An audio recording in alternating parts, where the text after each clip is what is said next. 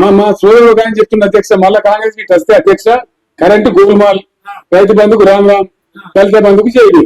మేము పోయినాం సారు, మా బతుకుల మన్ను పడది. నువ్వు 10,000 ఇస్తుంటే మా అన్న 15,000 విక్కితా అనుకుని ఆశపడేసారు మా రైతాంగం. అంతకంటే అనుభవిస్తారు.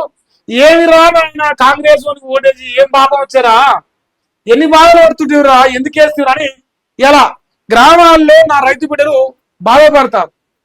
పుణ్యానికి వద్దంటే 10,000 రూపాయలు వేసే కేసీఆర్ వదులుకొని ఈ దొంగల రాజ్యాన్ని పట్టుకొచ్చుకొని ఏమి బాధరా అని చెప్పేసి అంటారు. సో రైతుల ఆవేదన, రైతుల గోస, యూరియా బస్తాల కష్టం, నీళ్ల గోస, కరెంటు బాధలు తెలిసినోడు ముఖ్యమంత్రి ఉంటే ఫామ్ హౌస్ లో వండుకుంటేంది, సెక్రటరీలో వంటేది, పని చేస్తాడు, ఏడవైనా పని చేస్తాడు కదా. పనికి మాలోడు కాలేజీలో వండుకున్నా, ఫామ్ హౌస్ లో వండుకున్నా, ఇంకా ఢిల్లీలో వండే పొడిచేది ఏమి లేదు కదా. 24 గంటలు పండుకోకుండా పొడిచింది ఇదే కదా 20 నెలలకెళ్ళి.